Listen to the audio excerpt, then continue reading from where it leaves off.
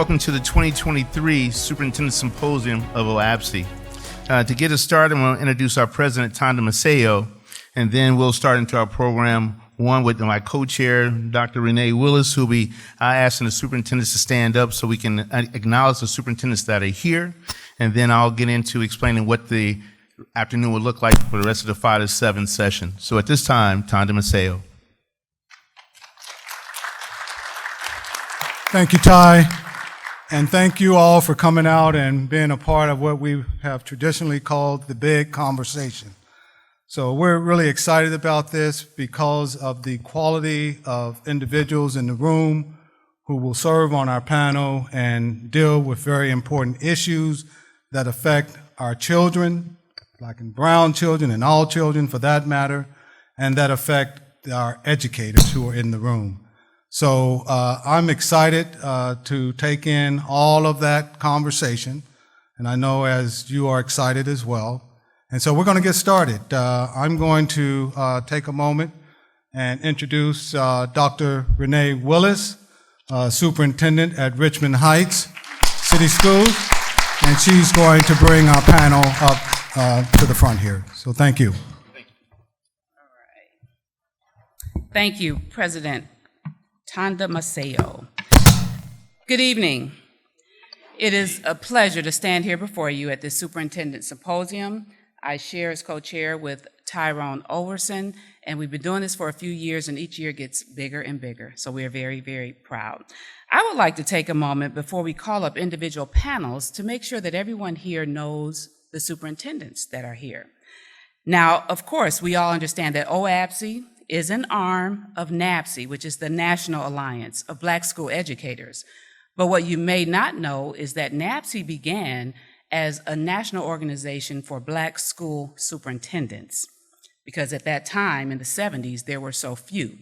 I want to share with you that here in the state of Ohio, we have 25 minority superintendents, Black or brown superintendents, out of 600, roughly 13 districts. And I would be remiss if we did not acknowledge those that took the time to be here with us tonight.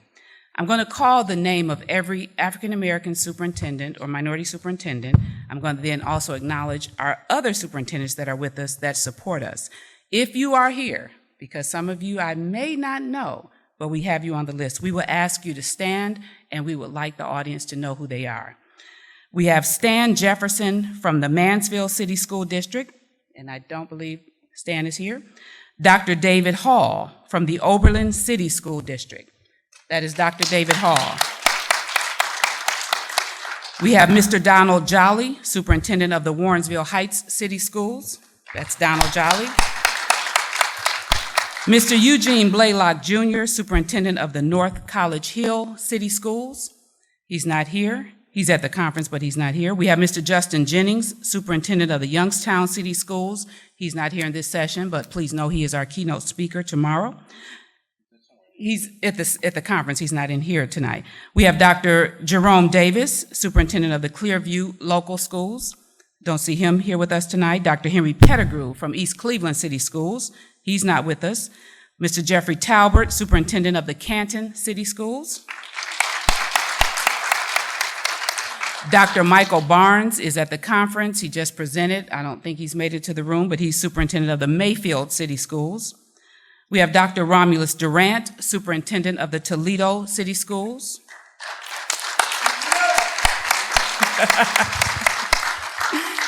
We have Mr. Anthony G. Smith, Superintendent of the Winton Woods Schools. I don't believe he's with us tonight. He's just not in here. So you all let them know they missed their time to shine. We have Dr. Gabriel Lofton of the Xenia Community Schools. He's not with us tonight. Dr. Glenn Faircloth of the Lorain County JVS Schools, and Dr. Rick Reynolds, Garfield City Schools. Those are our men. Now for the women. Dr. Reva Cosby, Superintendent of the Trotwood Madison City Schools.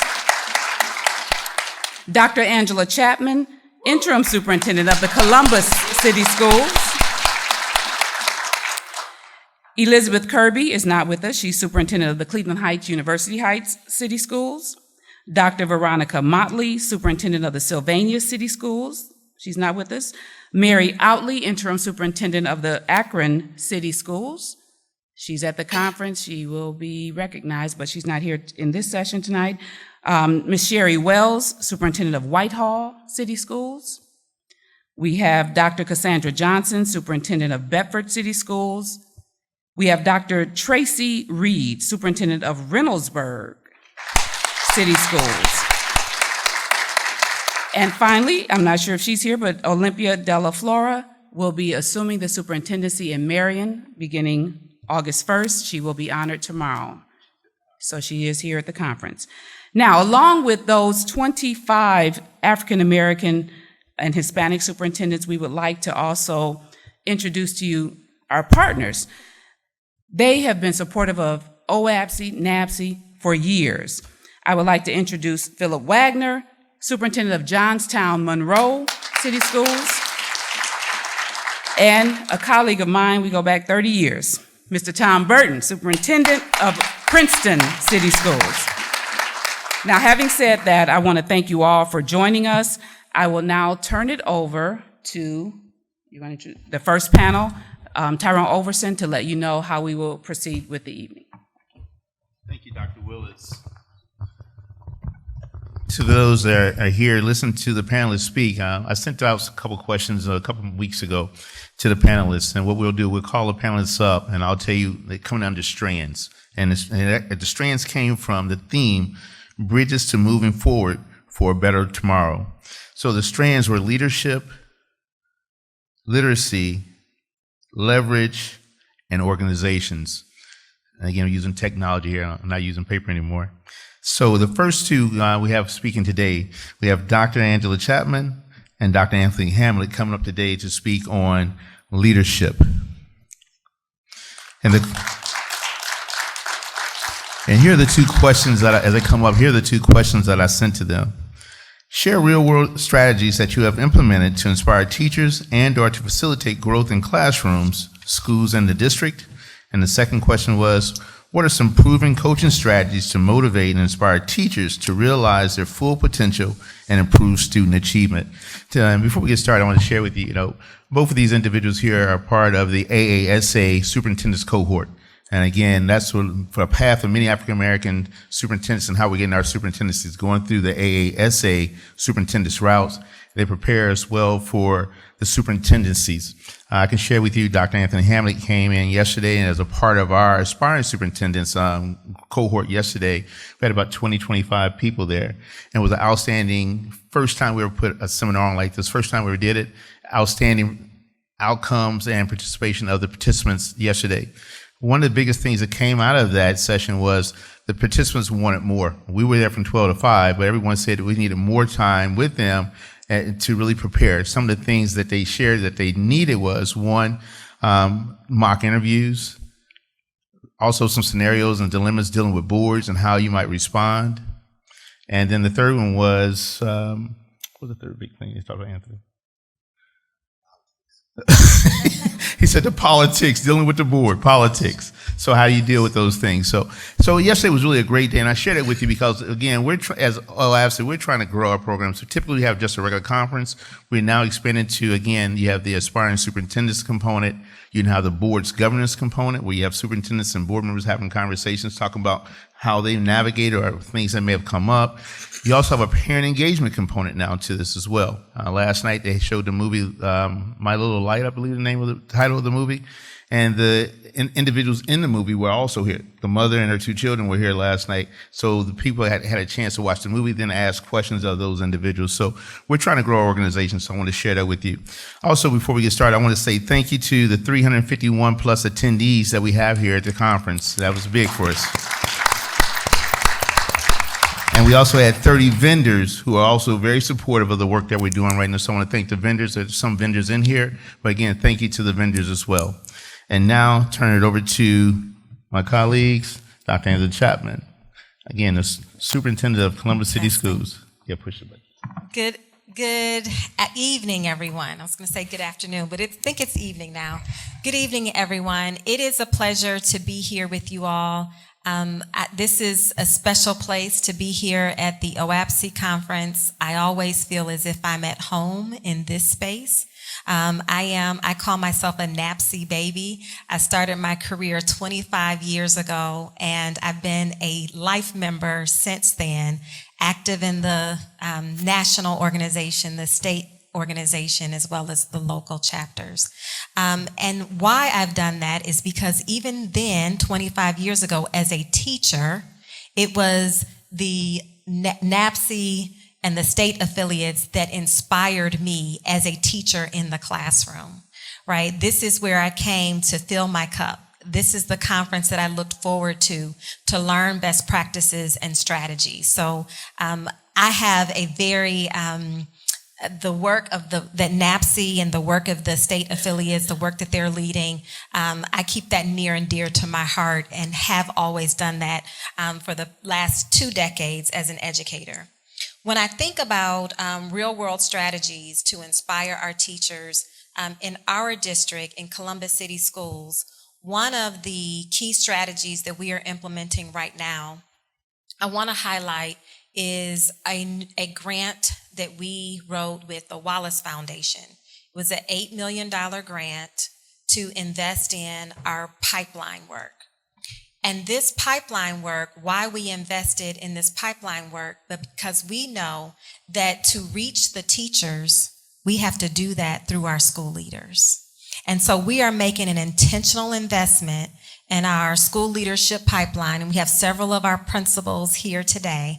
But this is an intentional investment to ensure that they have all of the resources, all of the strategies, all the tools in their toolbox, because one of the major conditions for teacher satisfaction and teacher retention is the relationship that they have with their school leaders. If we want our teachers to stay, and also when we think about the national teacher shortage and recruiting and retaining minority teachers in the classroom, or a diverse pool of teachers, usually the principals are those hiring managers. And so we wanted to really double down our efforts and our investments in building up the resources, the structure. Remember, usually it's the system that needs to change. We have all of the people in the system have the best intentions, right? We all come to work wanting to do our best and be our best. But usually it's the system that creates barriers for preventing us from being our best or showing up as our best selves every day. And so when we think about that, that pipeline, we have invested in strategies to have forged deeper relationships with our higher ed partners. So now we're talking to our higher ed partners and saying, this is what these are the skills and the skill set that and teachers that we're looking for. And so now you need to reshape your teacher prep program so that it can reflect the equity-centered practices that we need our teachers to come to us with. They need to reshape and retool their teacher ed programs so that we don't have to do that retooling on the back end. When does a principal have time to do that retooling? Right? They need teachers that are ready to roll on day one and ready to provide the supports and serve our students where they are. When we think about the pipe, that's one domain of the pipeline. Another domain of the pipeline is thinking about the standards, the leadership standards for principal supervisors, the leadership standards for our principals, making sure that they have a clear understanding of what it means to have high expectations for our students and our staff, as well as making sure that we are meeting and providing equitable opportunities for all of our students. All of the work that we are leading is grounded in equity work. And that is, paramount to us because we serve a very large district and a very diverse district. And it is incumbent on us to be thinking about how we are working to close the opportunity gaps and provide more access to all of our students. But when I think about, when we think about the research of the impact of the teacher, the impact of the principal is second to that of the teacher. And so when we think about how we inspire and connect our teachers, it is investing in great leaders and empowering them so that they can then retain our teachers and support them. Another strategy that we're working on in Columbus City Schools is, and this was more paramount to us post-pandemic. So post-pandemic, we were tired coming out of the pandemic, right? Our teachers, our educators, we really caught the brunt of what it means to lead during a pandemic. And so we had to really accelerate our work around thinking about the whole child, but we also had to think about the whole staff member, the whole teacher. And so we have empowered a team in our HR department called the Wellness Team to be thinking about how to provide opportunities for our staff to connect across buildings, how they can provide them with enriching opportunities to connect. We have, for this school year, we are paying for all of our staff members who are interested to participate in any of the walks, the local walks. So if there's a 5K that, this organization is having, you can sign up for those walks and you can join the CCS team. That's one strategy. Another strategy is we have a bowling league. Any staff member in the entire district can participate in this bowling league. And I've popped in on some of these bowling nights, and the magic that you see that's happening, the connections that they're making. I mean, an 8-member team could be comprised of a custodian, a secretary, a teacher, a principal, a central. The connections that they're like one unit. They're not thinking, this is my role and that's your role. They are one team and you can't tell them anything. But we're working to build up those connections. As we think about the work in the classroom, we know how powerful the power of connection is, and the power of building those relationships. We want our students to have a sense of belonging in the classroom. We want our teachers to have the same sense of belonging in the classroom, in the school, in the district. We want them to know that they are connected to other of their colleagues, whether it's in their building or across their building. So those are a couple of the strategies. We're also thinking about, we'll also talk about our instructional coaching model, but I'm going to pass it to my colleague. Dr. Hammond, we do have a timer on you. Listen. I'm just dropped the mic right now because she's got my playbook. She knows what's going on, right? She has it. I don't need to say anything else. She said it all. No, but amazing thing. But some of the things that she talked about resonates with all of us in all of our districts, no matter if you are Miami-Dade or LA Unified with 500,000, 700,000 students, or New York, even if you were in a smaller district of 500, the same concepts, the same issues still resonate at scale, right? We still need teachers. More importantly, we need teachers of color. So what are we doing to really support that? Number one, we're not going to find them. She just talked about this. We're not going to find them in the universities. The university programs are drying up. So where are we getting our teachers from? And so one of the strategies that we did in Pittsburgh, when I was a former superintendent in Pittsburgh, when I was there, is we realized that, number one, our demographic of our students was 55% African-American, 35% white, and the rest other. Our teaching staff was, guess what? 90% Caucasian, right? You maybe had 7 to 8% African American, right? And so what we realized, now as instructional staff, we realized we're looking at the data, about 60% of our paraprofessionals were of color, right? So we started what we call the Parity Teacher Program. And we partnered with 2 universities in Pittsburgh, also partnered with a union as well. So we contributed a third of the enrollment criteria and the funding. The union did the other, and the universities kind of bolstered that as well. So we created this partnership, this ecosystem, because we cannot begin to rely on outside. What do we look to inside to really support where we want to go? And we really need to make sure that we begin to brown our education staff so our kids can see themselves in that daily teaching on a regular basis, which is not there, unfortunately. So that's one strategy. The biggest strategy was this, right?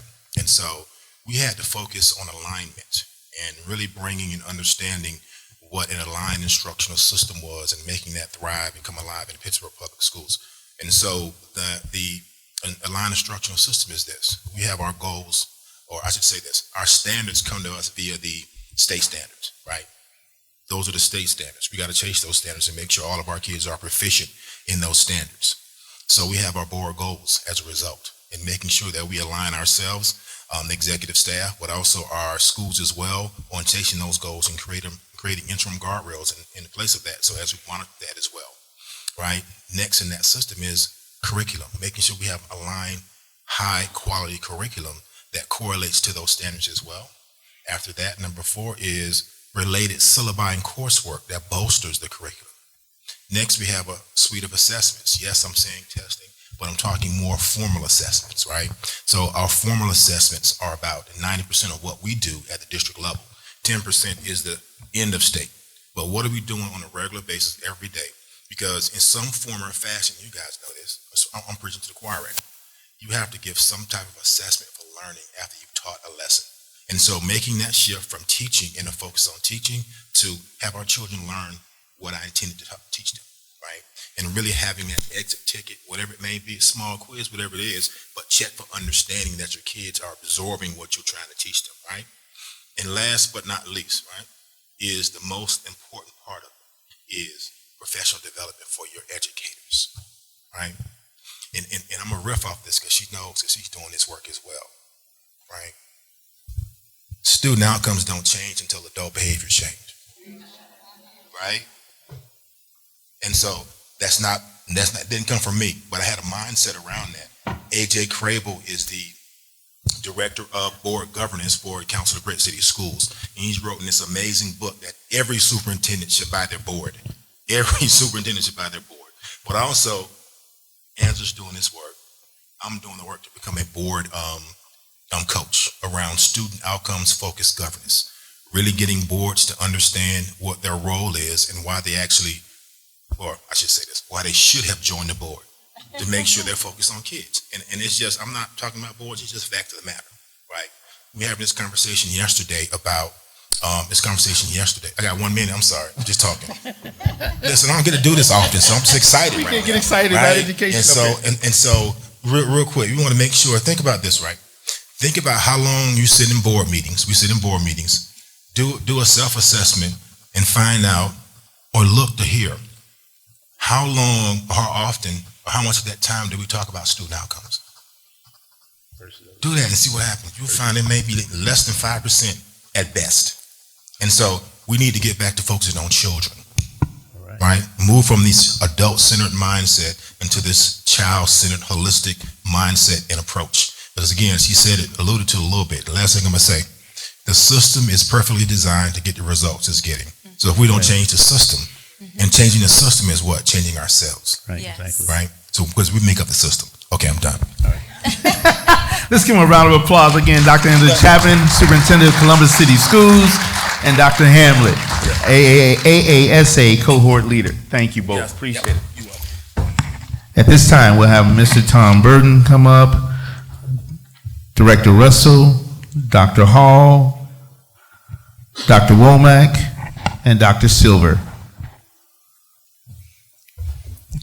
Dr. Chapman, we're going to say hopefully you get the job here in Columbus City Schools as well.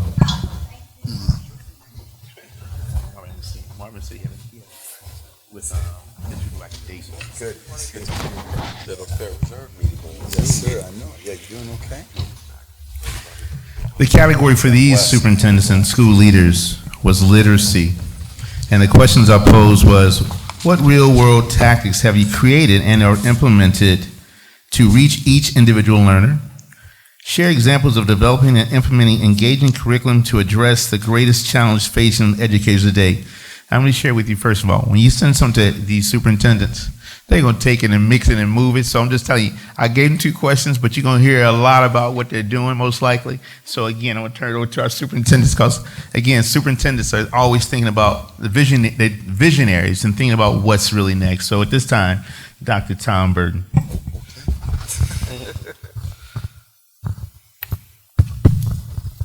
Well, first of all, just a little bit about Princeton.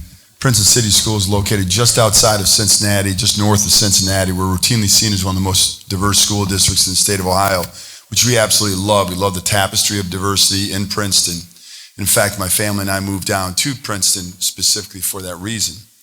When we look at creating equitable opportunities across the board, we have to confront some realities. The realities that Dr. Hamlet as well as Dr. Chapman confronted earlier when you look at the teaching staff. And we all know the statistics, right? The statistics show that if students are in a more diverse environment with a more representative teacher population, students achieve more and they reach levels previously unknown. That's a fact. So when we look at creating real-world opportunities, we have to make sure that we do that across the board. Many times you hear school districts and just on the real, I am who I am all the time. I apologize to my colleagues all the time. So I just want to say this. When you talk about creating real-world opportunities, it's much more than just creating real-world opportunities for those students that are in international baccalaureate or advanced placement or honors classes that are on the college track, if it is. It's about creating equitable opportunities, real-world learning opportunities rooted in literacy when it comes to those that are also going to the military and those going directly into the career. So very briefly, we created a business partnership program that we're uber proud of. We had 38 business partners. We have over 520 right now. In fact, May 4th, you guys are all invited to Princeton City Schools to see over 450 business partners talking to over 100 of our students specifically about real-world learning. So that literacy aspect is absolutely critical, and what gets measured gets done. So we have great partners around literacy so that we know exactly where students are. We have partners like World of Work and Beable that have provided these great platforms, and I'm not trying to give an infomercial for them, but again, data matters. And when you look at our kids, these equitable opportunities, we won't know what exists unless we actually measure them. So lastly, in respect to time, I will say this, that for us to grow as a nation, we need to also confront the realities. We need to have courageous conversations as superintendents. In fact, the other day I was on a podcast, and the second I talked about one of the biggest issues we have is we want to suppress voice. And if we allow true voice, authentic voice, then we will actually understand whatever side people are on, even if we don't agree with them. We live in a beautiful district with 2 cities, 4 villages, 3 counties, 3 townships. So we have a lot going on in our community. So the political aspect that Anthony talked about is very real. And so we have all sides covered. We have uber conservative as well as we have very liberal. And the reality is for us, if we're going to not allow people to express their opinion, as wrong as they may be in our eyes, the reality is they're going to find their voice some other place. And so the most important thing that we could do is to have kids develop great literacy skills so that we could close this crazy gap that exists right now with 13% of our population being black, but our incarcerated rate is 38% for those that are black, 3 times what it should be if you look at representation. So I think we can do that, but we need to do that by confronting each other and having beautiful conversations and not being afraid to push so that we can grow each student. Oh, I'm sorry, is that for me? Yeah. Okay. Okay. Thank you, Mr. Burton. And now we have Dr. Womack. Thank you. Humbled to have this opportunity to speak up here today because one of the things we've done consistently in Columbus City Schools is Dr. Chapman and Dr. Dixon came in with some very serious goals: matriculation, graduation, and early literacy. And one of the things we've been doing in Columbus is trying to let people understand and see that education is economic development. And those who have the least are often charged the most in life. So what we are trying to do is find a way to make education relevant to the student populations that we serve on a day-to-day basis. So therefore they can see themselves in the curriculum. We've given away almost 2 million books in regards to parents and students in our community through our family engagement office. And also within the region that I work in, we found a way to try to encourage our parents to come out. We said, you have to market to your customer. And one of the things that we found out is sports is a great equalizer. People come out collectively for a variety of different things. On any given Saturday, we have anywhere between 1,200 to 1,500 parents who come out just to watch their kids play intramural basketball. And during that time, what we do is provide literacy resources through our family engagement office, through our family ambassadors. And as a result of it, we are able to bring the community together under a concept that the schools, families, and communities working together collectively can change the outcomes for the students that we serve. And we're trying to get them to understand that if you can get a quality education, first of all, how many people here have ever had a parent says, whatever you do, I don't want my child to graduate. We have kindergarten graduations going on right now, preschool graduations, sixth grade matriculations. We want the kids to graduate, but we understand the foundational skills that they get start in elementary school.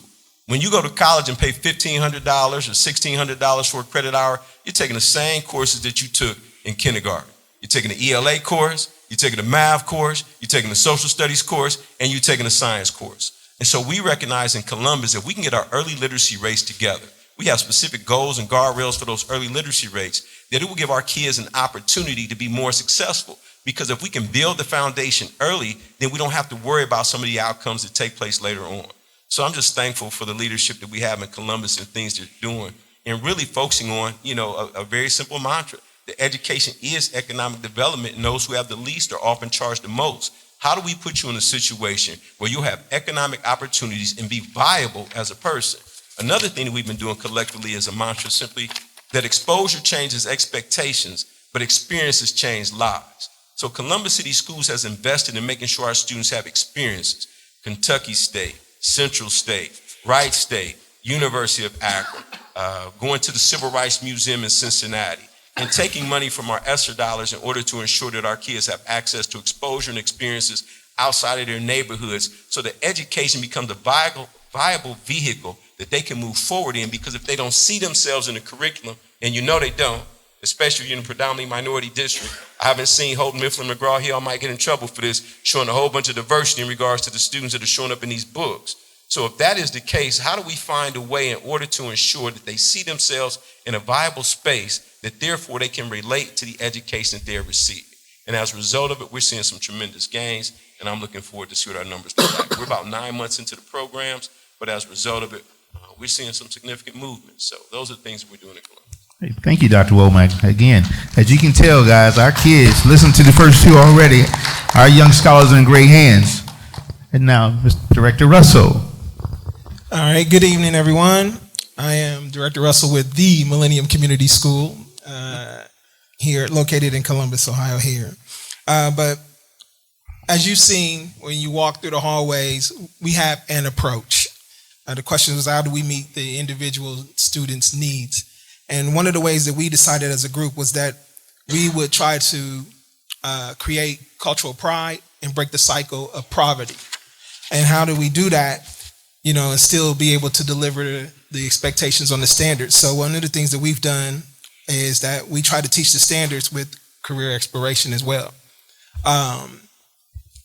The state tells us what, but we get to determine how we're going to go about teaching that for our students. And so through career exploration, we do that. Another way that we do it with career exploration is that there's a program, we call it TR Transfer. And basically, we made the investment where each of the students in our school actually go through kindergarten through 8th grade, actually take a career exploration course. We've invested in the same technology that grown folks have to take today, actually put on these VRs, and the same certification that the adults have to take. Our children in middle school are taking those same courses. So as they basically test out of them, they get the same certificate that a 40-year-old person would get. The other piece of it is many of these certifications don't have an age requirement on it. So what we're doing is recognizing that our students have the capacity to take on these skills, learn this information, and begin the process of determining what kind of life they want to live, what kind of jobs will help them get to that kind of life, and then also, what are you going to do when you make it and you're successful to give back? So making that investment in the virtual reality headsets also kind of made it fun for the kids to learn. But they're kind of tricking them into learning. They don't have no limitations except for the ones we show them. So when they get in these things, they're like, click, click, click, click, click, click, and winning. The other piece of it is urban gardening. Well, you go from technology all the way down to hands-on kind of approaches to learning. Like I said, we know what to teach. We get to determine how to teach it. And so one of the ways that we've done is our students actually grow vegetables and fruits and things. And we actually take them, let them go to market with those and put the money in their pocket. So they have figured out a way to learn how to basically take care of themselves, learn how to, think through their problems of everyday obstacles that are non-academic for our students. And then on the second point that I'm going to bring up is every day, there's a saying that says every day is Black History. And we kind of take that serious at our school. So every day as a part of our morning announcements, and we're talking about some creative ways we do to reach our students. We talk about this day in Black history. So today's the 21st. We know we got a list of catalog of things that happen with Black history on the 21st. But we also talk about the different careers or jobs that are associated with this history. So now our kids get to see success of African Americans, but they also get to make the current connection with, these are real viable jobs that are also associated with this history. And we require that, and I'm going to say it, and I'm going to say that it has been a challenge for us to deliver, being able to execute it, but we do require an African American connection to all the lessons, just period. And at first it was a challenge, but once we, taught people where to get the information, it wasn't about, oh, I'm white, I can't teach. This is difficult to teach. No, we made it a safe place to dive into the successes of African Americans and their contributions. And because most of our students are African American, we have to be able to teach from a perspective that they recognize. Thank you. Again, let's give him a round of applause as well. Thank you. Dr. Hall, Oberlin City Schools. All right, thank you. I have some of my staff here too as well, and they probably heard this speech before. I'd like for everyone to say, we already know. We already know. Mean it, we already know. We already know from 8th grade to 9th grade which kid's going to come up with problems. We already know which teachers in our classrooms are suspending kids. We already know which parents we're going to have problems with the following year. If we already know this, why do we wait for the following year for interventions, for staff meetings, professional development? Why do we wait? We already know the things are coming. So we wait entire 3 or 4 months before we do something. Now at Oberlin City Schools, we have about 52% free reduced lunch. And phone went off a little bit, so bear with me. Of course, we started off the year with each of our administrators each year with making 100% goals. I believe in Robin Jackson. After I turn down her podcast at the morning times before I go to work, after I turn down my Lil Wayne and everyone else radio. So occasionally I turn her on for the radio. Each of our administrators start off the year with 100% goals, and we hold them accountable for that as well. And we have to make sure, and we discussed it at our PD in our retreat, what does that look like? Because everyone can say 100% of students will achieve. What does that really mean, and what does it really look like? And so we go through a conversation on what does that mean. And as an administrative team, we're here to tell you, I don't like fluff. That doesn't mean the programs and some things on paper that we sometimes do and say. It doesn't mean those intervention periods that turn out to be teacher planning times or study halls. We have to do the work. And a lot of times I talk to my administrative staff of doing the work, which means we have to actually go into classrooms. We have to rethink education for non-traditional education. Education cannot exist anymore between 8 and 3. Perfect example, I have a team at our school system. I call them my equalizers. And Dr. Nenemy's here right now. He's one of the team members. And we have another person there as well. One of them get up at 6 o'clock in the morning to work with one of our students online. They work with them at 5 o'clock. One of our students came to us last year and stated that he wanted to drop out of school because he's working. Of course, some of the people said, oh yeah, fine, drop him out. I took a phone call, we're going to help you, we're going to get you going. And he said, well, I'm working. What's wrong with working? We're going to work with you and meet you where you are because we believe in 100% success for all of our students. By that student's graduating this year, we're able to talk to my college, take college courses, get him started, first generation as college student, so we can try to get him on the right path by meeting him there. Instead of having school exist from that 8 to 3 period, we work with him through that time period, from whether he's up at 6, whether it's Saturday, whether it's 5 o'clock, whether it's 6 o'clock. Whether you need transportation, I'm also a bus driver or a van driver in our school, so whether I'm driving around picking up students or not, we have to make sure all of our students are 100% success for them. And our equalizer team really does that through MTSS, talking to the students. We have students that are removed from the houses or kicked out. Most of you do at your schools. We work with our community members. Some of our community members have volunteered to house these students for 1 or 2 days.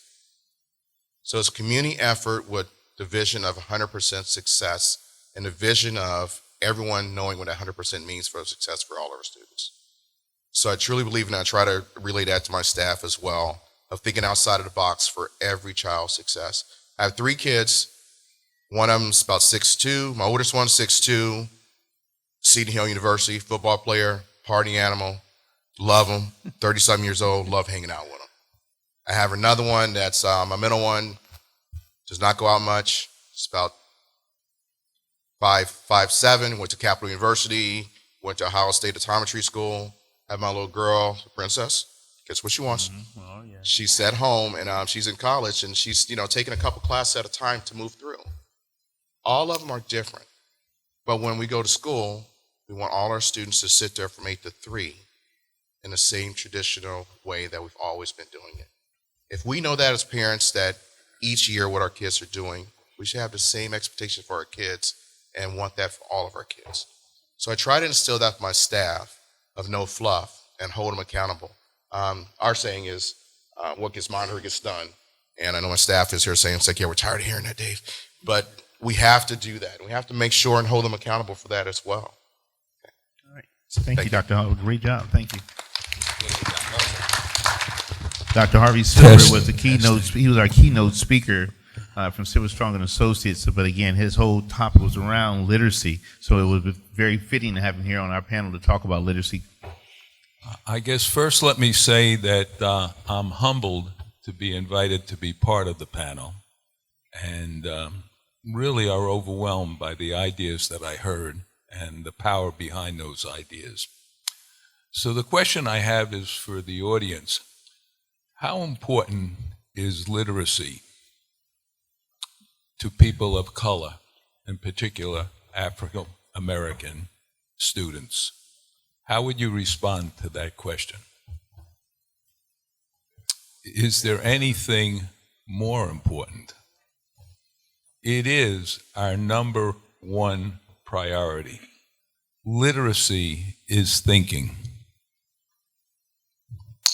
Frederick Douglass said that once you learn to read, you will forever be free. If the word freedom doesn't mean something to the people in this room, then I'm in the wrong place. And so this is critical. This is essential. This is a life force. Every teacher is a teacher of literacy. There is no classroom where literacy is not essential, where it's not important, where it's integrated in every standard we teach. Maya Angelou said the elimination of literacy as as serious an issue to our history as the abolition of slavery. Literacy sets us free. It opens the world. And you all know your history, that those who dared to be literate were punished by death in this country. So this is something that we have a total commitment. And that's why deeper learning is about literacy. I know the importance of the science of reading. And yes, we certainly need to learn how to read. But we also need to understand how reading helps us to learn. We also need to understand the science of comprehension. And what does it mean to comprehend text? And children comprehend text way before they read any word in a text. Text has meaning. It makes sense. And when students realize that whenever I'm reading, it makes sense, then they have to construct meaning in their mind. And that's why deeper learning is so important. You know, they say that necessity is the mother of invention. I always thought it was a cliche, but certainly the pandemic created a necessity for a different way that we provide professional development. I used to be a road warrior, and my wife will tell you that I was never home. She was a teacher for 39 years. And if you can just for a moment clap for her, because I think her role. But I was never home because I loved my work, and she understood this is who I am, is a chance and an opportunity to speak and work with other people and share what I've learned in education. But during the pandemic, we decided to make a deeper learning program for parents. And it was so interesting because what we shared with parents is what thinking was all about and how they as clients should demand and know what good thinking looks like in the classroom. So we have an 8-minute video on predicting and hypothesizing, and how you can do that at home, from cooking to speaking to your child. We have an 8-minute video on reading for understanding and how you set that up. We have an 8-minute video on compare and contrast and who's a better baseball player or whatever. And it had a profound effect on the parents that we worked with because it's educated them in a way that they often hadn't received. People often communicate to them about get your child to work better, to be more studious, do their homework and so on. But someone sat down and said, we're going to teach you about thinking and what does it mean to think. And we believe if you invest in your child and we make a relationship between school and parents and build that community and build that triangle, we'll make a difference in our children's life. So remember, literacy allows us to be free. Thank you. Thank you, Dr. Silver. So we'll have this group now exit off the stage, and then I'll bring the next group up. The next group is going to talk about leverage. That'll be Dr. Phil Wagner, Dr. David Lawrence. I haven't seen him yet. Dr. Phil Wagner is here. Dr. John Richards is also here.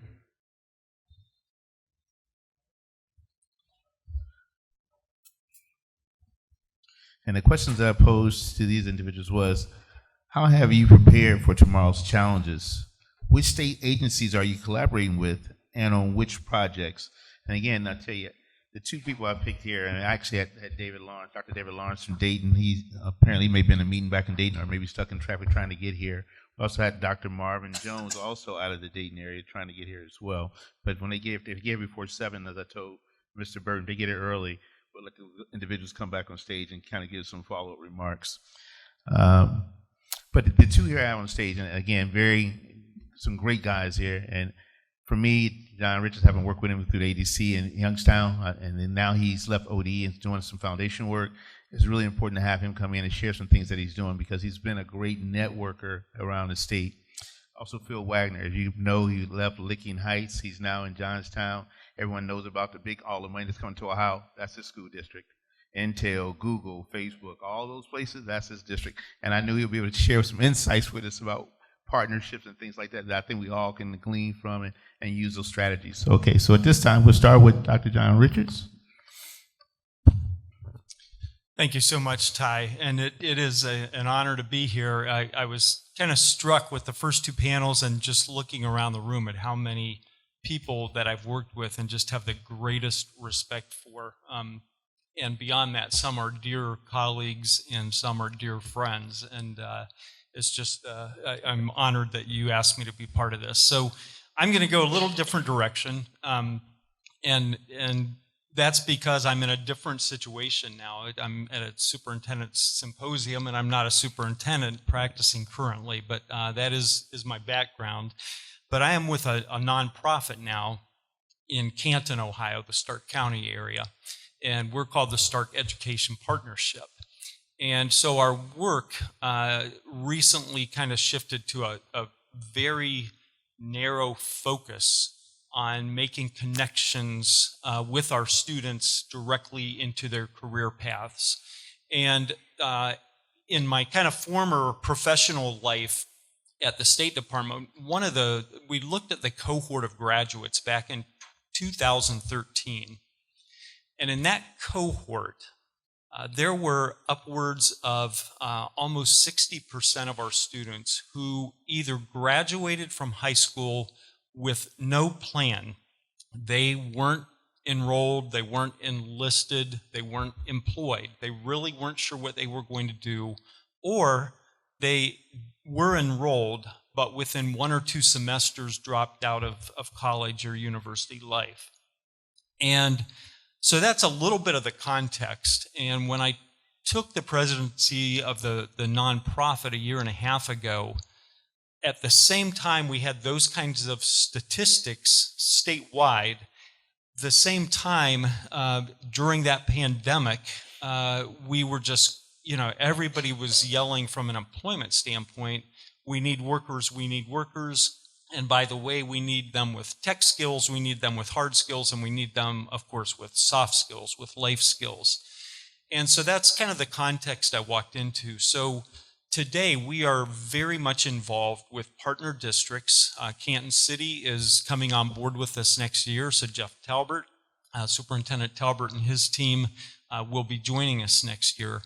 And so while we are connected to a point with career techs, we're really looking at the rest of the students. We want career touch points for every single student. And so our work is zeroed in on middle school, high school, and into college, if that's the career path people are taking, those students are taking. And a foundation piece of this, just tell me if I run out of time, because I could talk all day, but a foundational piece to our work is called U Science, Y-O-U Science.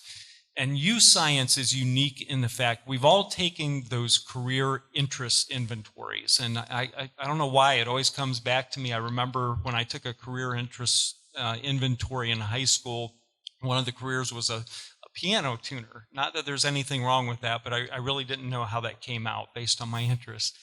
What U Science does is it takes interests, but it also identifies 9 different aptitudes, abilities that students have.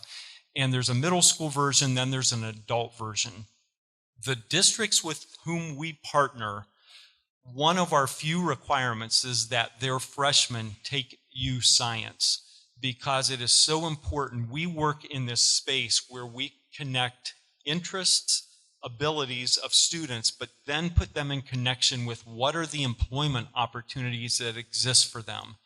By default, it is equity work because we want every single student, regardless of what they think their career path is, to come out of high school with a better understanding of who they are from a career standpoint, career planning on those interests and also their aptitudes, but then give them very real touch points. In middle school, that might look like speakers coming in. We're doing a whole video series with local employers, but by the time they get to their sophomore, junior, and senior years of high school, that every student has an opportunity to go out into the workplace based on those U Science results.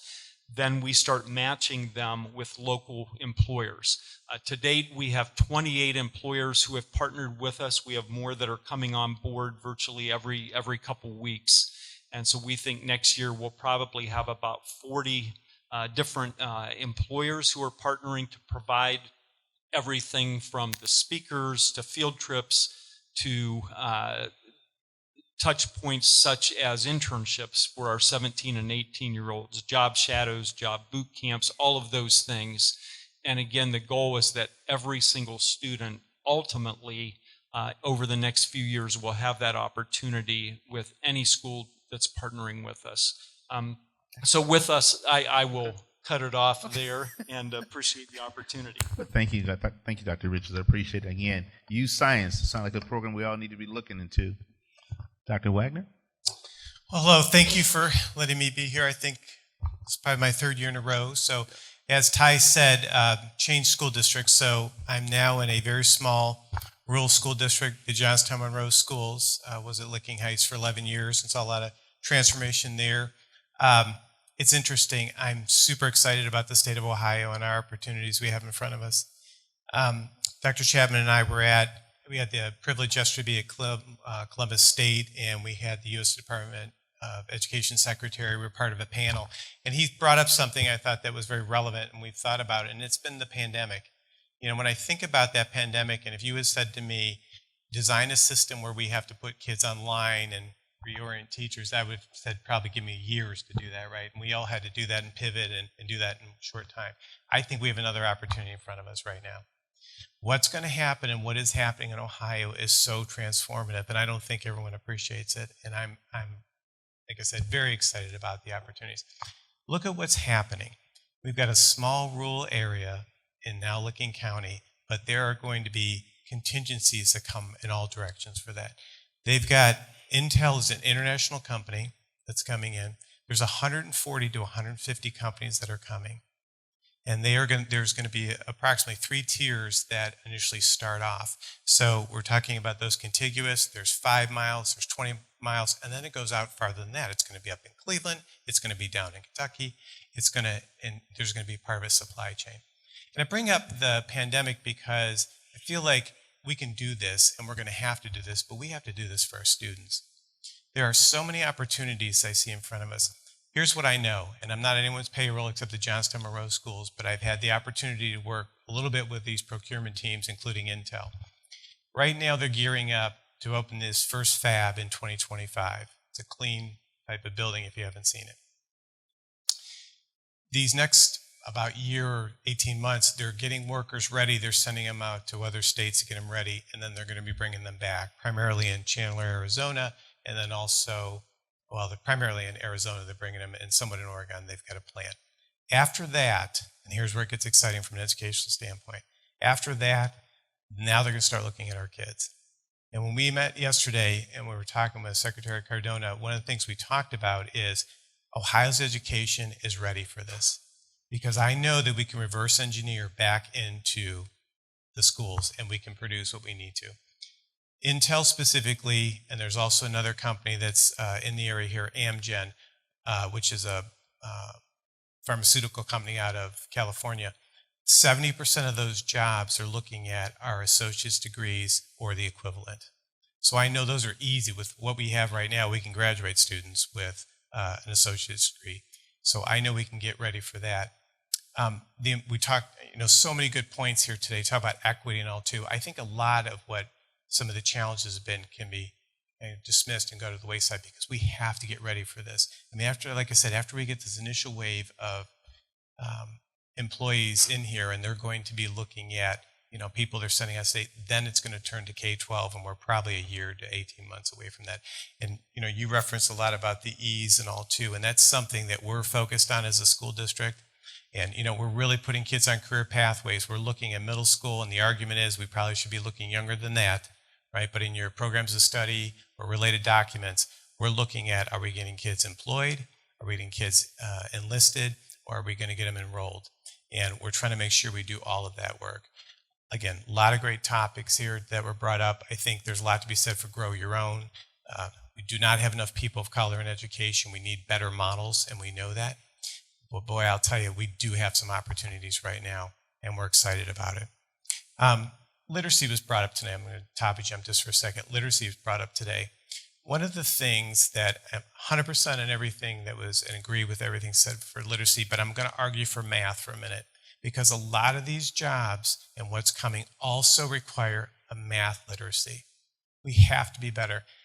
I've been picking on people for a couple years, and I'm sure this doesn't happen to anyone in this room, but how many times do we sit in a room and people say, I'm not a math person? I'm not. Can you imagine saying that from a literacy standpoint? No one would do that.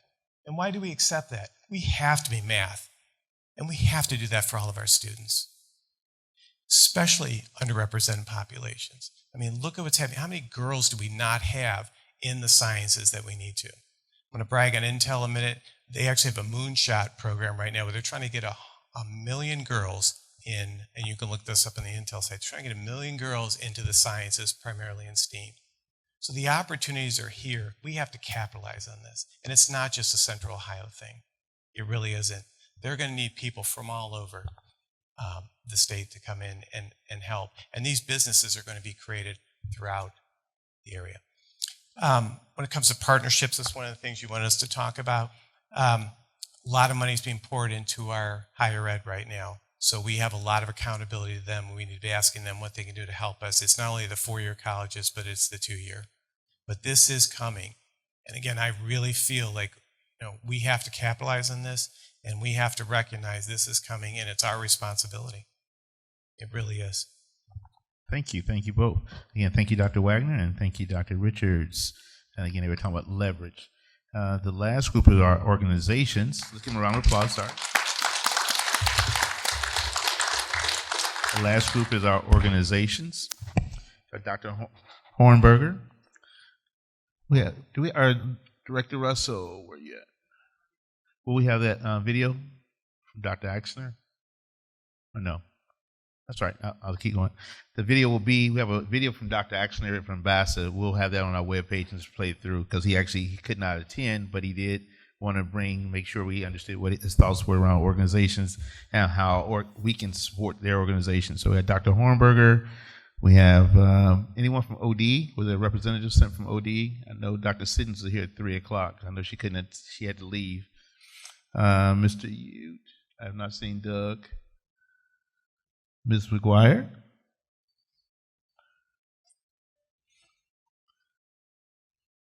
So here are the questions I sent to the organizational people. And again, when you send out questions to organizational people as well as superintendents, they're going to change things on you possibly.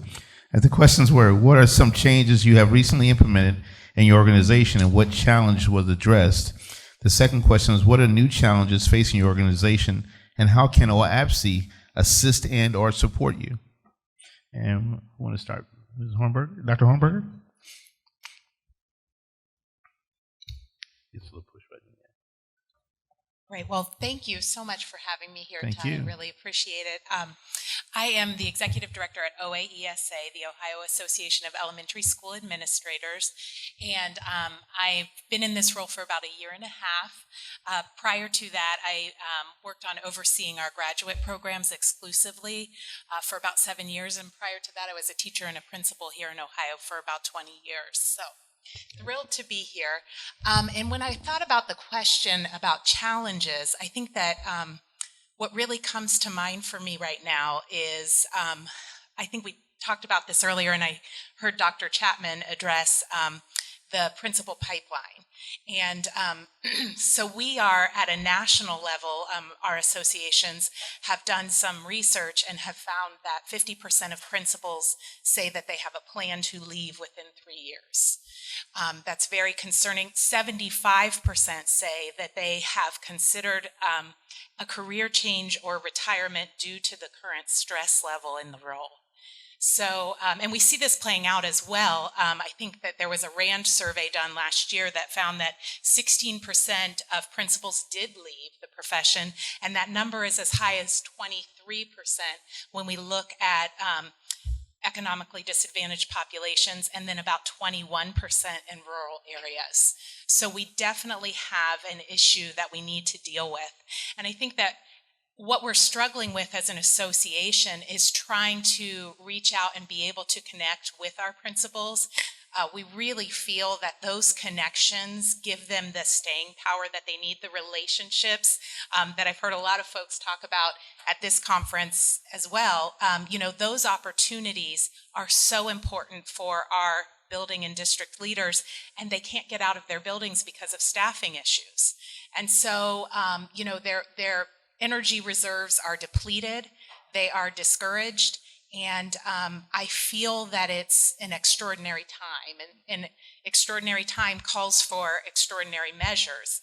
And when I think about some of the solutions, I think that it is time for those of us that support those educators to really go that extra mile to try to be heard. And I think in this environment that we are confronted with right now, with all of the political politicization, really, of education right now.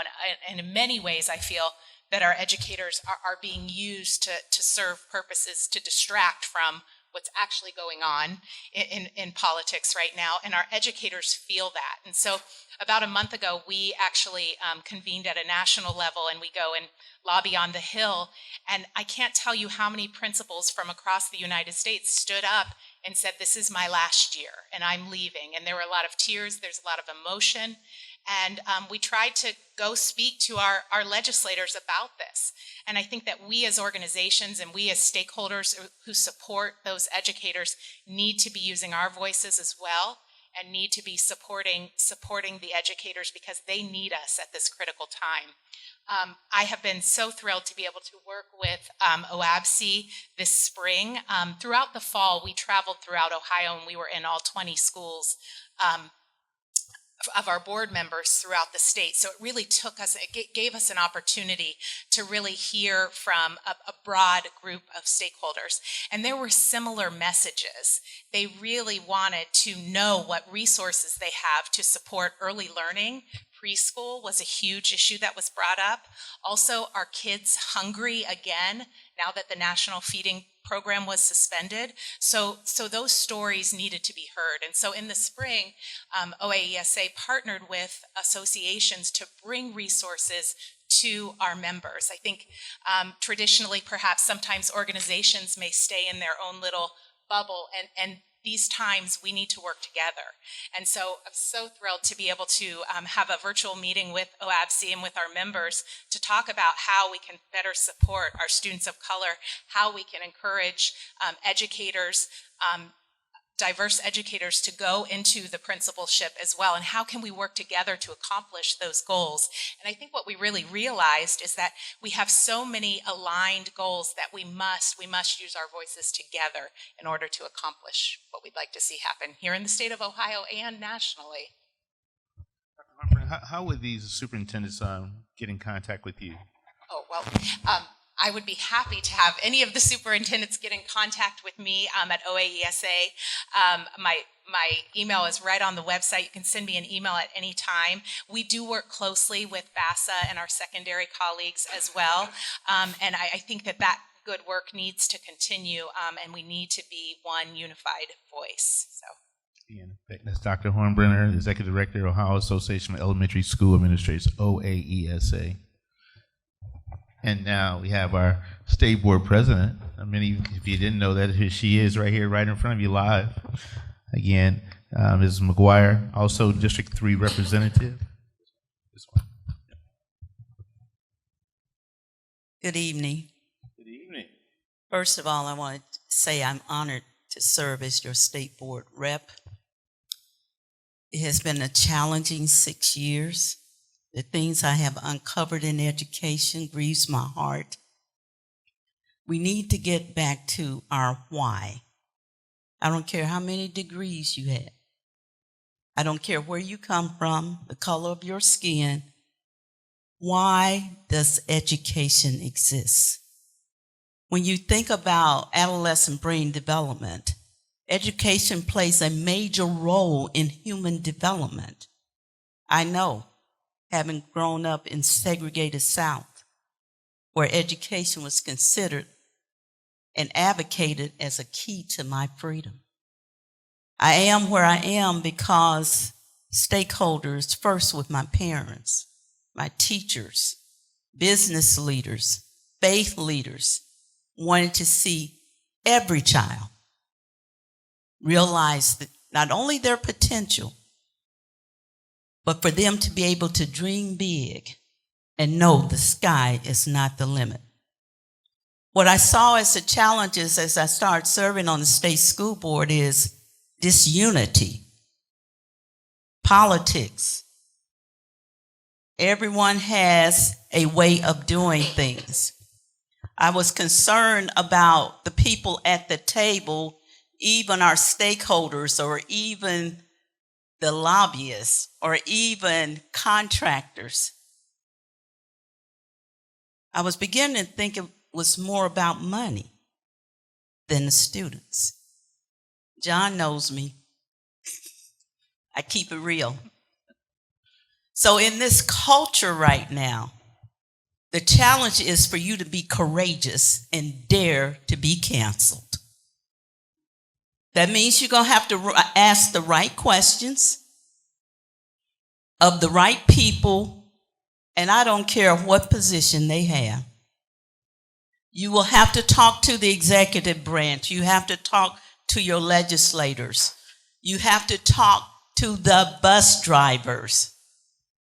One of the things about transformative leadership, the challenge is cohesiveness. If a school is divided, it cannot stand. If a classroom is divided, it cannot stand. So transformative leadership requires cohesiveness, and the only way you can have cohesiveness, you need to communicate. And communicate truth, not going along to get along. I think I've been involved in education reform at the national level and even some international stuff. But the challenge has been, in a lot of cases, we're okay with the status quo. We're at a place in our history of humanity where we need to shake up some things. And I have said, and John has heard me say, I said, we need a revolution in education. You know, one size does not fit all. We have unique children. We got to value every child and create unique options and opportunities for every unique child. So we need cohesiveness. We need communication. We need to be on the same page. And the challenge is, there are 44 districts in my territory. I visited them all. You know why?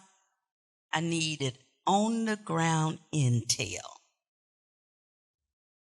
Nothing, I know some of my superintendents here, they know me. I want to talk to parents. I want to talk, before student voice became popular, I wanted to hear from our consumer, the students. I want to talk to the cafeteria worker. I went to the health clinic. I want to talk to parents. I want to talk to administrators. So if we're going to make a difference, you know, with Intel, we have all these options and opportunities. And a lot of you may not like this. Money is not always the answer. It's how you connect with every unique child and bring out their potential, because each of them have the inherent potential to succeed. Even those with special needs, I have seen some miracles. I even call them youth with potential. Not special needs, but youth with potential. No, that's wrong. I call them youth with possibilities. That's right. Isn't that right, John? Youth with possibilities. Because I've seen possibilities be birthed and evolve and grow, where they're working, they have bank accounts, they're taking care of themselves. That should be for every student. And we're talking about closing the achievement gap. You know how long we've had a gap? Decades. And we're always coming up with new practices, or we need more money. I say something's wrong. And so in this season, you as leaders, and I have to say this, of the territories I've visited, even across this state, among you, and I met AJ, who talked about AJ, student outcomes will change when adult behaviors change. I found a culture of fear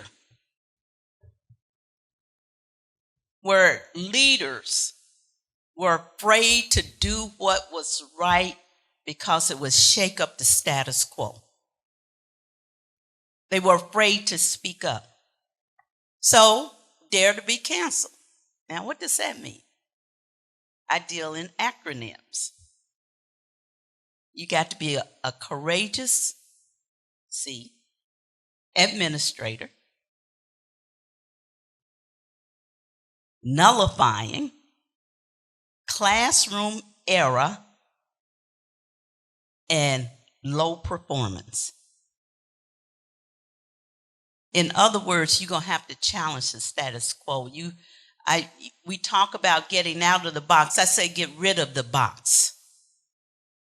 Because we're at a pivotal time in the history of humanity where things are changing. You know, AI is slowly trying to take over your role. Don't hear me. Even for teachers where Google execs want to use Google classrooms and teachers become monitors and coaches. That's not the way humanity is developed. The challenge is here again, cohesiveness, transformative leadership, and the 3 C's, courage, cohesiveness, and communication. In this day, and you got to be willing to speak up, speak truth to power for the sake of the children. That's all I have right now. Give him a round of applause. Thank you.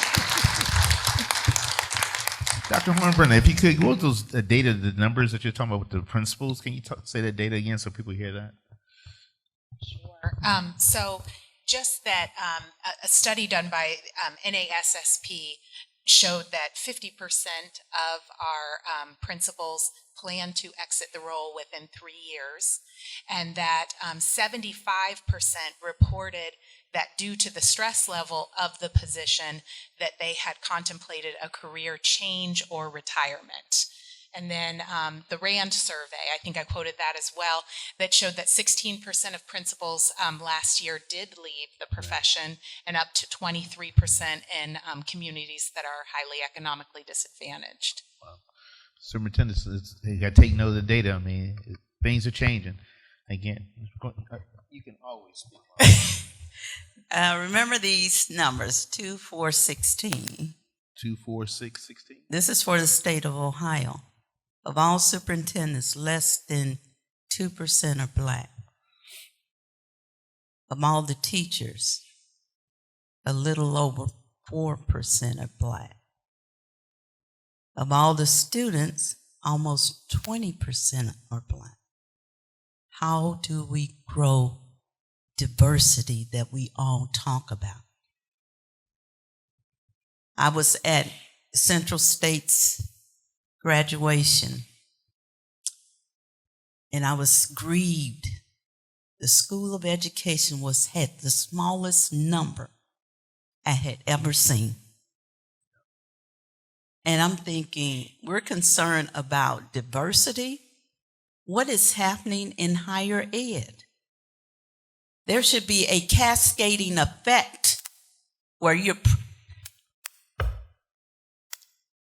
I know the higher ed people are listening. They just need to do a better job of preparing our educators so they can spend more time with teacher-student connection, return the joy of teaching with the joy of learning, and when those two sparks meet, voila. You have future leaders for Ohio in every sector. And the growth of student population in public schools, I think it's only 2 or 3%. This is from the Heritage Foundation. Teachers, 4%. But guess what? Our attempt through professional development and best practices, administration has gone up almost 80%. We got to be careful that we don't get so far away trying to help our children and stacking the administrative arm, and yet the outcomes remain stagnant, or in this case, you can blame the pandemic if you want. I hate to hear that, but it was bad before the pandemic. Let's be real. Let's be real. Don't let a crisis grow to waste to blame that for the achievement gap. I'll stop there. Again, she will keep it real. She'll keep it real. Well, and Ty, I'd love to add to that just a little bit. One thing that I don't want to forget to mention as well, a few more statistics that I think play into this and play into student success. We also had a spring meeting with our Ohio School Counselors Association, and statistics from the National School Counseling Association show that I believe, ideal is one school counselor for every 250 students. And at the high school level, I think we're anywhere between 500 and 600 students for every school counselor. And when we look at elementary, it goes as high as 800 to 1,000 students per school counselor. We need to have those mental health supports in place. This was a big talking point when we visited Washington, D.C. But the other issue there is that for those programs as well, we need our students going into those mental health services, school counselor, social worker, mental health supports. We need our kids to want to serve in that way as well, because that's a critical component too. Before you say something, just right here, I got one for you. In a second, I'm going to call up my co-partner in crime, Dr. Willis, and she'll give us a summary of things that she always does. But I want to make sure before everyone leaves, at the end, after Dr. Renee Willis goes over everything that she has to say, we're going to have all of our organization groups meet over here. I want all the superintendents and district leaders to come up here, and what we're going to do is we're going to take pictures. Again, the organizational groups that are here will be over there. The superintendents and their cabinet members will be up front. We'll take a big group picture here and there. So, Mr. Dwyer, and then Dr. Willis. I just want to say, and I want to thank John Richards and the staff at ODE. If you plan to succeed, proceed to plan. You've got to know what you want to see in terms of a strategic plan, a vision, and your mission, your core values and beliefs. You've got to have a working plan, and you've got to engage everyone in your community in the development of that plan. It can't be developed in isolation in the administrative landscape or the governing landscape. You need to hear from the people that it will impact. So if you plan to succeed, proceed to plan. Excellent. Thank you. So again, at this point, we have Dr. Willis, who will give us her executive summary as always. And while she's coming up, if the organizational groups can meet right there in the middle area so we can get a picture. And that includes those that were invited and those that have showed up, such as OEA. Please step over there. We have all of you. Falling off the back. So we have the organizational group stand to the left. Over there. All right, while you're moving to take your seat, your picture poses, I just want to quickly recap, again, our three topics: leadership, literacy, and math. Thank you, Dr. Wagner. But leadership, literacy, and leverage. As we conclude this Superintendent Symposium, let us not forget that leadership matters. And leadership does start at the top, but it is through shared vision. It is through buy-in with all stakeholders, but leadership matters. So for those of you aspiring to be superintendents, continue to press on because leadership does matter. We thank you, Dr. Chapman, for bringing those words, and Dr. Hamlet for sharing your time with us as well. The second topic was literacy, and with the sprinkling of math. I was a math teacher, so I'm with you. But I as a superintendent, I'm real clear. Our students have to learn to read before they can read to learn. So we do have to focus with our literacy, with math, but know that the early literacy, I think throughout the state, we all saw the 1s and the 2 stars in early literacy. Don't forget, those babies were the pandemic babies that started preschool or kindergarten with a laptop or remotely. So they are forever behind. I've used an analogy. What do doctors do when a baby is born into this world prematurely? They don't just hand them off to mom and dad and say, good luck, I hope they survive. They immediately go into intensive recovery strategies. They stay in the NICU, they incubate them, they double dose them, they do all kinds of things. We've got to look at these early childhood students as our preemies. They didn't have the opportunity to have preschool or kindergarten. So we can't just sit back and say, oh, well, I hope they survive our K-12 systems. No, they are forever behind unless we do something revolutionary with their growth. And finally, leverage. We can't do this work alone. You have to leverage partnerships. That's why every year we have our partners in our state. Ohio's a great state, but we're going through some tumultuous times. We were kind of wondering what's happening with the legislation that's being batted back and forth, but many of us don't even know about what's happening until it hits us. We've always been an advocate here at OABSE of trying to get in front of the situation, and I have to tip my hat to our president. For those that don't know, this school year, we had a seat at the table with the state superintendent bi-monthly, every 2 months or quarterly, and we were there with the other major organizations because we wanted to know what was the vision, what was the strategy, what's happening. And so OABSE is in the forefront of what's happening. Now, what we do, we have to put our brains together and figure it out. But Ohio's a great state, but we also have some great challenges. So again, we thank everyone that's come, leadership, literacy with math, and leverage. Don't forget those 3 L's.